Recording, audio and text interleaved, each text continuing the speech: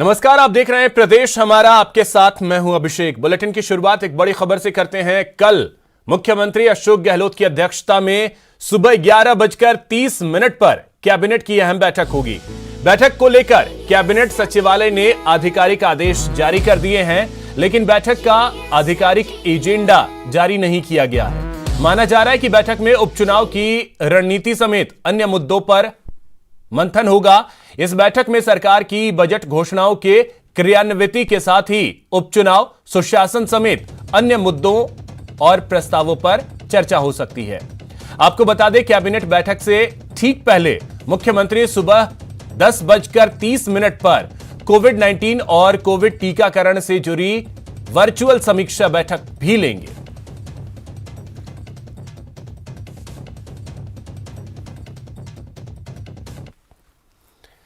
CM Gehlot ने प्रदेश के कारोबारियों को बड़ी राहत दी है। कारोबारियों को माल परिवहन के लिए ई वे बिल की सीमा में बढ़ोतरी कर दी गई है।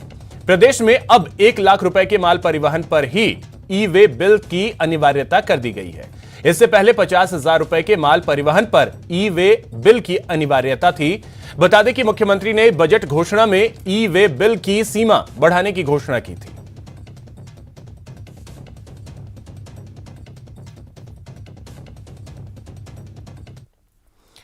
चलिए बात करते हैं 3 के तिलिस्म की।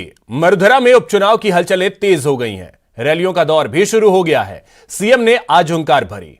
कांग्रेस की सुजानगढ़, फिर सहाड़ा और अंत में राजसमंद में चुनावी सभा हुई। इस दौरान मुख्यमंत्री अशोक गहलोत ने जनता के सामने सरकार की उपलब्धियां गिनवाई और बीजेपी पर चुन चुन कर वार किया। मुख्यमंत्री अशोक गहलोत ने अपने संबोधन में जो बड़ी बातें कही, वो हम आपको ग्राफिक्स के जरिए बता रहे हैं। बीजेपी निशाने पर रही, सरकार की उपलब्धियां जनता के सामने रखी। साथ ही उन्होंने कहा कि देश में लोकतंत्र खतरे में है।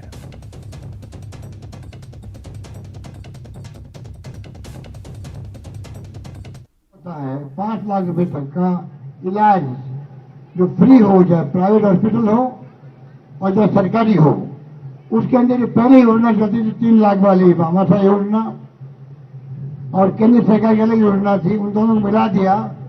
परंतु अब हमने नवाचार किया है पूरे देश के अंदर। एकमात्र राजस्थान राज्य है जहां पर हमने पूरी प्रदेश जनता को, पूरे प्रदेशवासियों को बीमा किया जा रहा है। तब हमने दवा फ्री करी थी, टेस्ट फ्री किए थे, मेडिकल में हम लोग और आगे हैं देश के अंदर। यही सोच के हमने कहा कि हम लोग और आगे बढ़े और हमारा प्रदेश में बीमारियां हो ही नहीं। ये भी राजस्थान की योजना अलग चल रही है, जिसमें हम चाहते हैं कि आदमी बीमार पड़े नहीं, उड़न की व्यवस्था हो। गांव-गांव में सब सेंटर, पीएचसी, सीएचसी बड़े रूप में खोली गई है। तो आज कई जगह काम हुए थे और कई काम बाकी भी है। अब आपके नेशनल हाईवे आ गए हैं। मैं उम्मीद करता हूं कि आने वाले वक्त में हम सब मिलकर के किस प्रकार व्यवहार का और तेज गति विकास करें। औद्योगिक एरिया नए नए बने, औद्योगिक इकाइयां आए, रोजगार मिले। अभी हमने करीब 80-85,000 नौकरियां दी है बच्चों को, 70,000 नौकरियों का प्रक्रिया चल रही है। तो लगातार हम चाहेंगे कि किस प्रकार से जो वादे किए आपसे मैनिफेस्टो में हम लोगों ने, उन वादों को निभाएं और मैनिफेस्टो को आधार बनेगी काम हम लोग कर रहे हैं। किस तरह तमाशा बीजेपी ने तमाशा किया है सबके सामने, किस प्रकार से उन्होंने तोड़ने की कोशिश करी, पर जनता का आशीर्वाद हमारे साथ रहा। पूरे प्रदेश की जनता चाहती थी कि सरकार कांग्रेस की मजबूती से काम करती रही, और वही आपकी ताकत थी कि हमने उनको शिकस्त दी। बीजेपी के हथकंडे जो थे उनको हमने फेल कर दिया। उपचुनाव के रण के लिए कांग्रेस उम्मीदवारों ने नामांकन दाखिल किया। आपके टीवी स्क्रीन पर 3 तस्वीरें हैं। पहली तस्वीर राजसमंद की, जहां से तनसुख बोहरा ने अपना पर्चा दाखिल किया। दूसरी तस्वीर सहाड़ा से है, जहां कांग्रेस की गायत्री देवी ने अपना नामांकन पत्र दाखिल किया। वहीं तीसरी तस्वीर सुजानगढ़ सीट की है, जहां से मनोज मेघवाल ने नॉमिनेशन किया। वहीं कांग्रेस के साथ ही बीजेपी प्रत्याशियों ने भी आज अपना नामांकन दाखिल किया। बीजेपी उम्मीदवारों के नॉमिनेशन की 3 तस्वीरें आपके टीवी स्क्रीन पर हैं। पहली तस्वीर दीप्ति माहेश्वरी की, जिन्होंने राजसमंद सीट से पर्चा भरा। वहीं सहाड़ा से रतनलाल जाट और सुजानगढ़ से खेमाराम मेघवाल ने पर्चा दाखिल किया।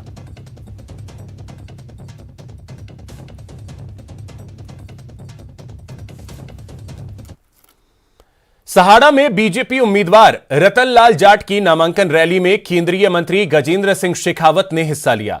गजेंद्र सिंह शेखावत ने कहा, राजस्थान की जनता ने गहलोत सरकार को दिल और दिमाग से निकाल दिया है और उपचुनाव में गहलोत सरकार को आईना भी दिखाएगी। देखिए, भारतीय जनता पार्टी को लेकर के जिस तरह का भारतीय जनता पार्टी के काम को लेकर, केंद्र सरकार के मुद्दों को लेकर, काम को लेकर के, विकास की राजनीति को लेकर के जो प्रतिमान नए माननीय मोदी जी के नेतृत्व में बीजेपी ने स्थापित किए, निश्चित ही देश भर में, प्रदेश में सभी जगह भारतीय जनता पार्टी के प्रति श्रद्धा भी है। राजस्थान में जिस तरह से राजस्थान की जनता अपने आप को विगत विधानसभा चुनाव में ठगा हुआ महसूस करती है, राजस्थान की जनता जिस तरह से अपने आप के साथ धोखा हुआ ऐसा महसूस करती है, राजस्थान की जनता ने अब तक के सारे चुनावों में इस बात को का परिचय दिया है कि राजस्थान की जनता सरकार को अपने दिल और दिमाग दोनों जगह से निकाल चुकी है। केवल संवैधानिक आयुष मात्र सरकार पूरा कर रही है और सरकार को हर आने वाले चुनाव में जनता उसको अपनी हकीकत का आईना दिखाने वाली है। सहाड़ा विधानसभा उपचुनाव में बीजेपी उम्मीदवार रतनलाल जाट के लिए प्रचार करने आए नेता प्रतिपक्ष गुलाब चंद कटारिया ने न्यूज 18 से खास बातचीत की। कटारिया ने दावा किया कि इन उपचुनाव के बाद राज्य में कांग्रेस की सरकार गिर जाएगी। कटारिया से बात की हमारे संवाददाता प्रमोद तिवारी ने। सहाड़ा विधानसभा उपचुनाव में भाजपा के उम्मीदवार डॉक्टर रतनलाल जाट की नामांकन रैली में शामिल होना है नेता प्रतिपक्ष गुलाब चंद जी कटारिया हमारे साथ, उनसे बात करते। सर, आपने अपने भाषण में कहा कि अगर तीनों उपचुनाव भारतीय जनता पार्टी जीतती है तो ये सरकार गिरेगी गिरेगी गिरेगी, इस दावे में कितना दम है? देखो, मेरी बात में 100% दम है। मैं पहले दिन से कह रहा हूँ कि इन्होंने गिरती हुई सरकार को बचाने के लिए जो जो आश्वासन दिए हैं लोगों को, जो जो शब्दवाद दिखाएं, ये कभी मरे पूरे नहीं किए जा सकते हैं। इनकी जगह अगर मैं भी होता और सरकार बचाने का ऐसे ही आश्वासन देके बचा तो लेता, लेकिन उसकी पूर्ति नहीं कर सकता। इसलिए मैं दावे के साथ कह रहा हूँ कि जिस दिन सरकार अपना मंत्रिमंडल बनाएगी उस दिन सरकार जाएगी। एक जैसे ही ये सरकार हारेगी, निश्चित रूप से ये दोनों कौमें आपस में इतने जबरदस्त बिखरेंगे कि ये इसका अता पता भी नहीं लगेगा। कैमरा पर्सन लक्की वैष्णव के साथ प्रमोद तिवारी, न्यूज 18, गंगापुर, भीलवाड़ा। उपचुनाव के रण में आरएलपी ने भी ताल ठोक दी है। चूरू के सहाड़ा में, माफ कीजिएगा, सहाड़ा में आरएलपी ने चुनावी रैली की, जिसमें आरएलपी के राष्ट्रीय संयोजक हनुमान बेनीवाल ने अपने उम्मीदवार सीताराम नायक को जिताने के लिए जनसभा को संबोधित किया। आप सबके लोग लाडले प्रत्याशी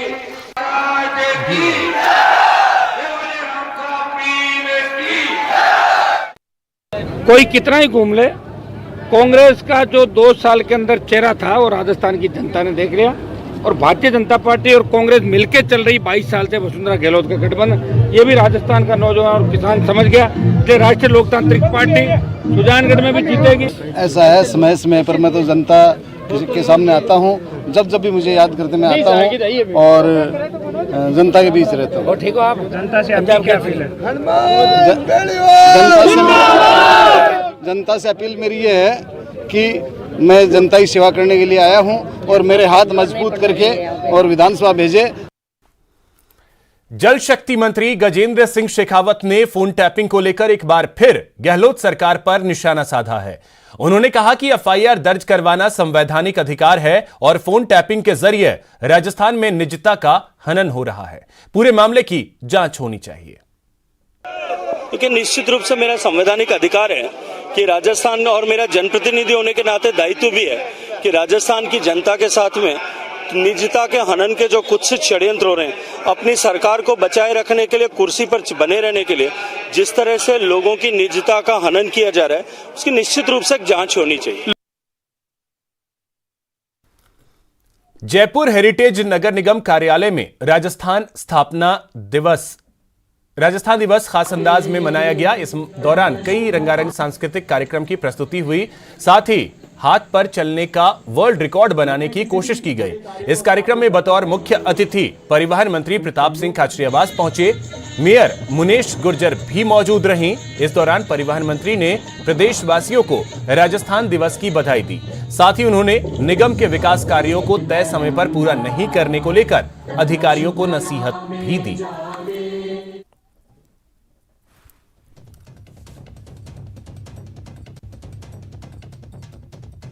हमारी संस्कृति, हमारी धरोहर, हमारी विरासत, शौर्य और भक्ति की धरती, प्रेम भाईचारे की धरती, ये राजस्थान 30 मार्च को इसकी स्थापना हुई। आज हमारा स्थापना दिवस है। आज राजस्थान की गहलोत सरकार ने बहुत कैदियों को छोड़ने का फैसला लिया। बड़ा खुशी का दिन है। ऐसा नया संकल्प होना चाहिए कि हम सब हमारी जिम्मेदारी निभा सकें। इसी तरीके से राजस्थान के 2 बच्चे हैं जो वर्ल्ड रिकॉर्ड तोड़ेंगे। ये अपने आप में एक राजस्थान दिवस पे बहुत बड़ी बात है कि वर्ल्ड रिकॉर्ड तोड़ना और अपना विश्व में परचम लहराना, ये अपने आप में एक कोटा चित्तौड़गढ़ रेल ट्रैक का इलेक्ट्रिफिकेशन होने के बाद पश्चिम मध्य रेलवे देश का पहला पूर्ण विद्युतीकृत जोन बन गया है। रेल मंत्री पीयूष गोयल ने ट्वीट में लिखा, यहां से गुजरने वाली ट्रेनों का संचालन अब तेज गति से किया जा सकेगा। इससे तेल की बचत, यात्रा समय पर हो सकेगी।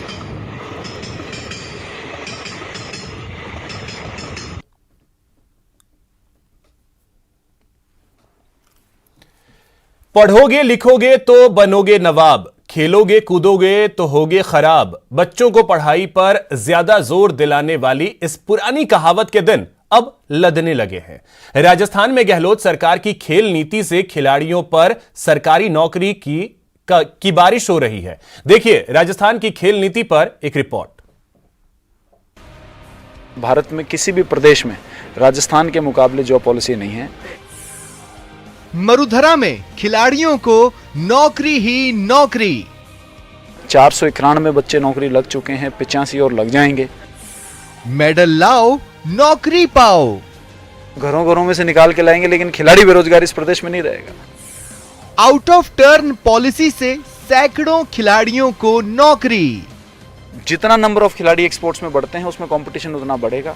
जितना कंपटीशन बढ़ेगा परफॉर्मेंस का जो है वो मेजर राइज हो जाएगा। खेलो कूदो बनो नवाब। 6 से 7 प्रदेश के गवर्नमेंट के लोग हमारी जॉब पॉलिसी को यहां से मंगवा चुके हैं। जमकर खेलें, मेडल लाएं और सरकारी नौकरी पाएं।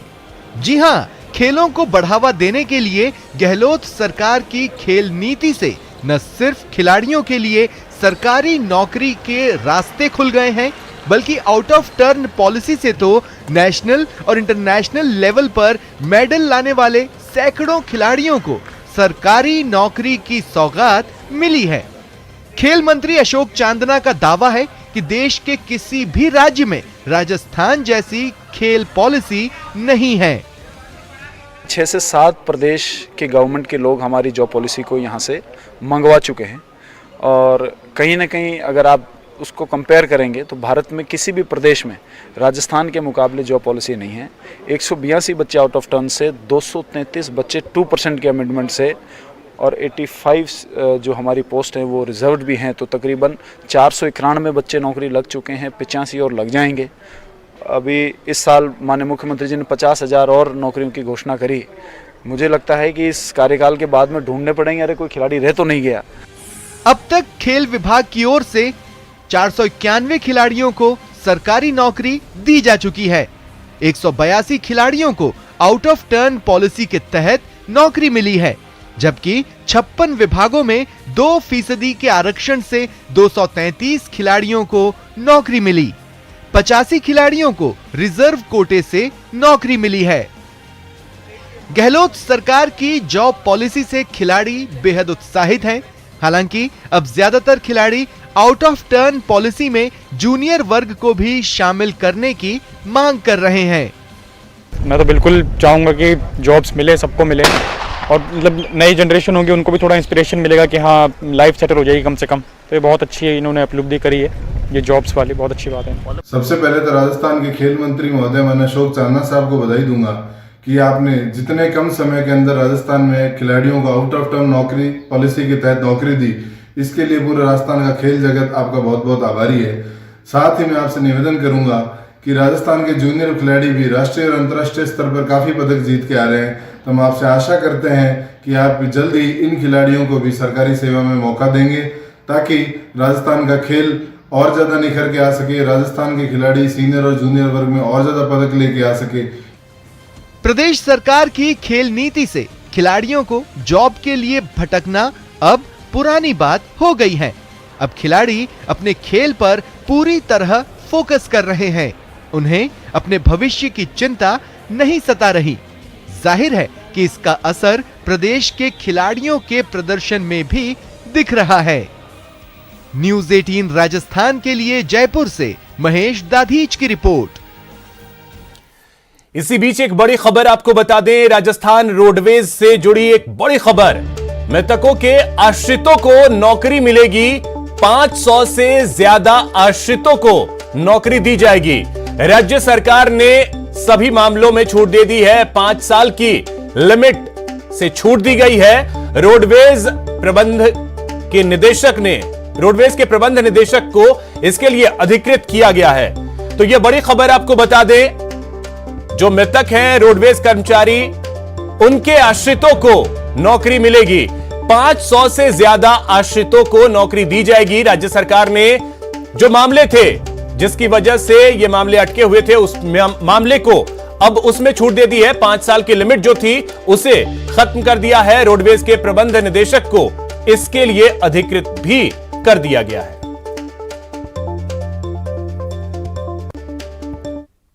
यहां रुकेंगे एक छोटे से ब्रेक के लिए।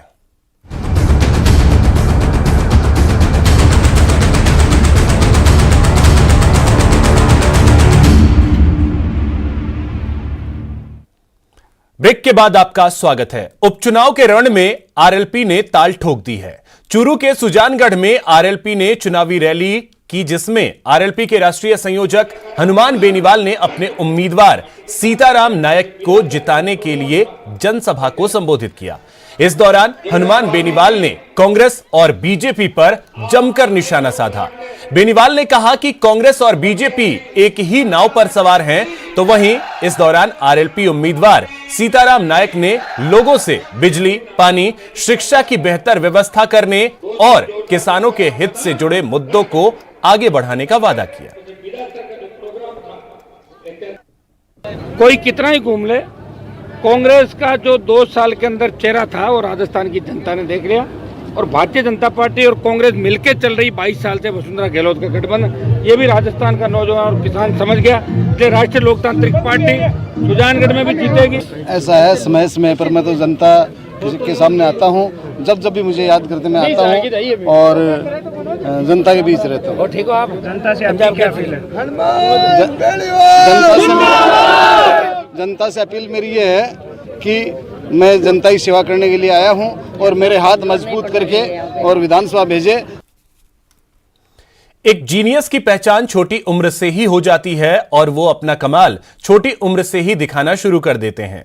नेटवर्क 18 ने अपने खास पहल में ऐसे ही 21 जीनियस बच्चों से आपको रूबरू करवाया बायजूस यंग जीनियस में। इनका उत्साह बढ़ाया हमारे कुछ खास मेहमानों ने। आइए एक नजर डालते हैं हमारे इस सफर पर। Hello and welcome to Byju's young genius.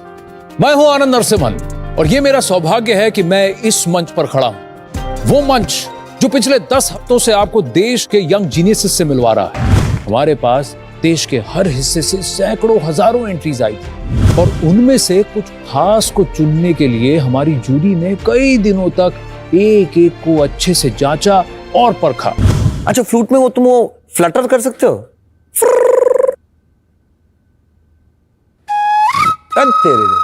Kanha, तुमने माखन खाया? पक्का? झूठ। इधर आओ। ये हांडी किसने तोड़ी? उसने तोड़ी, तुमने कुछ नहीं किया। हाँ? और ये हाथ पे क्या लगा हुआ है इतना सारा माखन? उसने लगाया।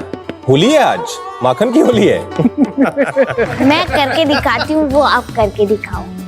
अब अच्छा, अब पूजा कुछ करके दिखाई वहां पर।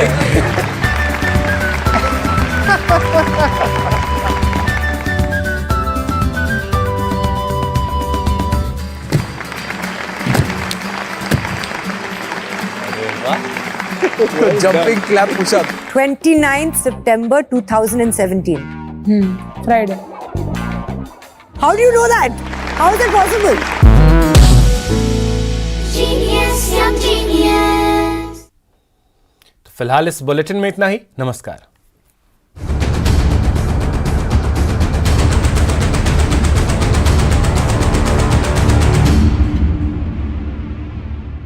आज मैं आपको समझाऊंगा